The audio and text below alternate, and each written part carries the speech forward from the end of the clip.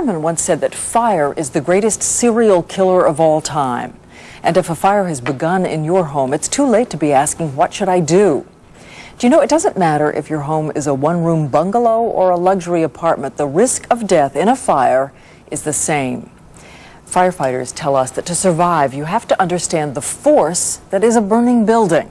That's just what we're going to show you tonight, as we first did back in February. Jay Shadler takes you inside a home on fire to show you how you and your children can get out alive.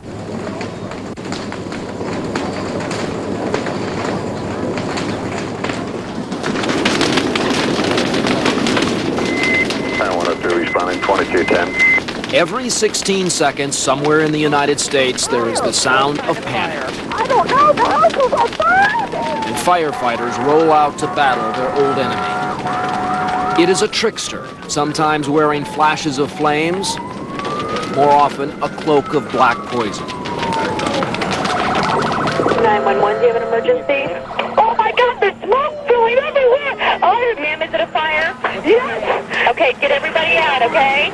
Smoke was the killer 2 years ago on Las Olas Boulevard in Fort Lauderdale. A front porch fire sucked clouds of smoke into an upstairs hall, trapping 2 young girls in a back bedroom. Oh, please! Oh, please! Neither their mother's cries nor the heroics of firefighters could save the girls. It was too late for them. 6-year-old Alexandria Eisenberg and her 4-year-old sister Nicole died of smoke inhalation. The blackened outline of their bodies, still clutching their stuffed animals, remains on the bedroom floor. The sad truth is those 2 children should be alive today and playing in this yard. Firefighters found 2 smoke detectors, one without batteries, the other not working. And 2 simple safety rules might also have saved the girls' lives. First, they should have been taught an escape route. They would have known to come out the back window onto the roof of the porch. And second, look back through that window. A bedroom door is in the corner. That door should have been shut. It would have kept out the toxic fumes that eventually killed them. Smoke is the real killer.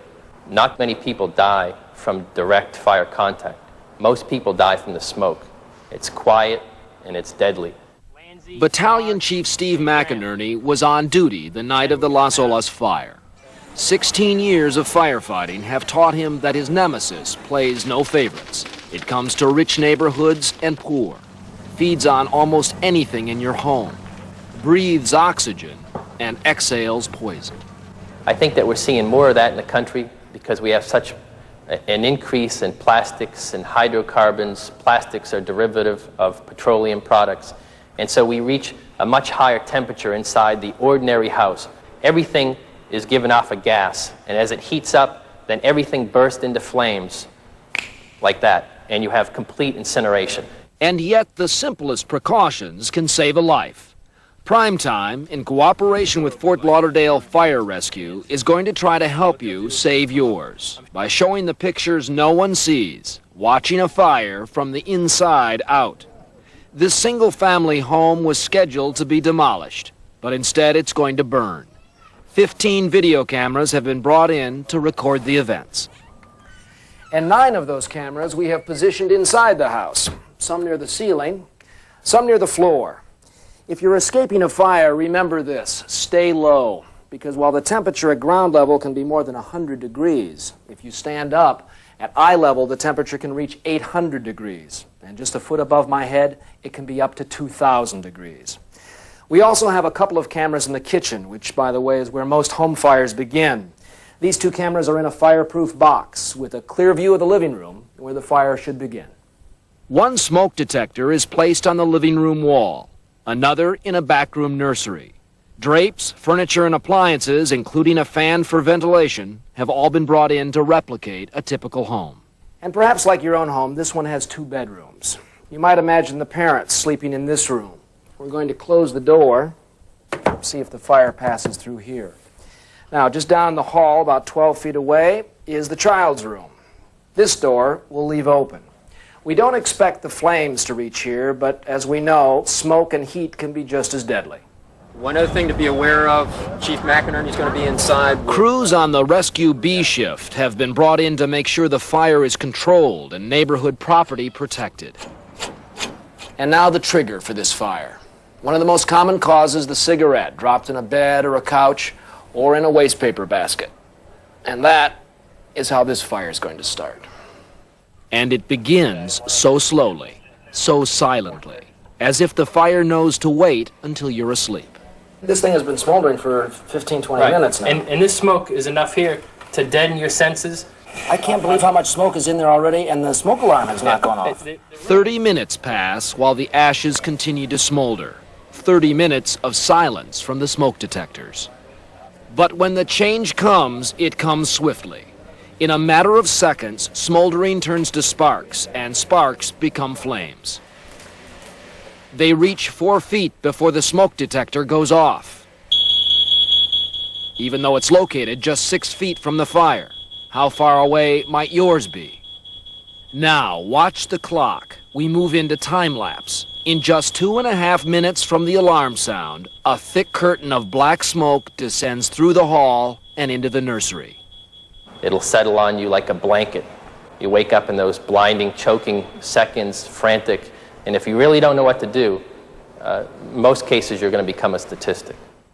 Remember the bedroom where we closed the door? That thin barrier is still keeping the room largely free of heat and smoke, while just inches away, it's an inferno. There's no time now for pets or possessions. Forget them. A fire like this is doubling in size every 30 seconds. 10702. We have a house on fire at 1126 Northwest 8th Avenue. The first engines arrive on the scene 4 minutes after the 911 call. That's the average response time for firefighters, but they're already having to play catch-up. Steve McInerney and I will join 3 other firemen in the first team to go inside. Oh boy, it's hot on my back.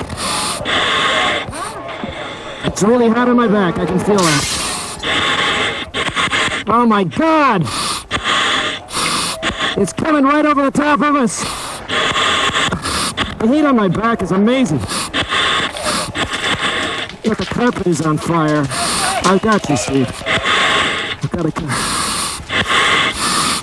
I can feel the heat right through my gloves. It's pitch black in here. I can't see anything. The fire is fought in total darkness. We creep along the edge of a side wall toward the back nursery. Where's the crib? Yeah, it's too hot. It's too hot. There is no way a child or adult could make their way through here. Our air tanks will last 20 to 30 minutes, but this fire is controlled in a fraction of that time. And in a sacred ritual among firefighters, the same team that went in together gathers near the door to come out together. I'm exhausted. I was in there for a very short period of time. And we knew where we were going. We knew we were heading back to the back wall, going on the ground, back to the nursery. Right. What if you don't know where you're going? The seconds are ticking away. Tick, tick. Because we could go straight down. We might think that bedroom is straight ahead of us. Right. You don't know. The fan was destroyed, the phones were destroyed, the couch was destroyed, and yet when we went back into the nursery, the crib was fine. I mean, the crib was that all smoke. right. I mean, I think it's black soot. I mean, you can see it on your face. It's permeated your skin, your hair. It's everywhere. And we were just in there for a matter of minutes. I mean, you could see the helmets were so hot to the touch that even when we came out, you couldn't really touch them with a bare hand. Less than an hour later, we return. All right, let's take a look inside here. This is where we crawled, right here. Everything is charred, scorched, or melted. Here's where the phone was over here. Oh, it's gone. It's gone. Melted and fell right off the... Is it down here? Yeah, let me see here. Here's the phone. It's not hot anymore. That's what's left of it. There's the phone. You see here is what's left of the waste paper basket. That's right. Here's where it started. And you can see the little pieces of wicker. Yeah, that's all that's left there, isn't it? This is curious, this wall here. What we have almost a timeline on the fire in a way, don't we? Exactly. Tell me about that. And you can see that the smoke moved back here. It's much blacker here in the back. Right. Because the smoke is seeking the path of least resistance, and that was an open door. So what happened is that drew the smoke and heat. This is the children's room. Look at this. Now look. Down here. You come across the top of the crib. That's what was in the baby's lungs, or would have been. And that's the stuff that's quiet and deadly. That just comes down on top of you like a blanket. In the end, the lessons of this fire are both simple and powerful. Smoke detectors, buy and use them. When they sound, know that time is already running against you. Stay low and get out fast, then call 911. Keep your inside doors closed. And before a fire starts, plan your route of escape. Because when the blanket of smoke descends, you can be lost in your own home. And the only light is deadly and coming your way. We want to thank the City of Fort Lauderdale and Fort Lauderdale Fire Rescue for their help with this story. Before you go to bed tonight, check your smoke detector.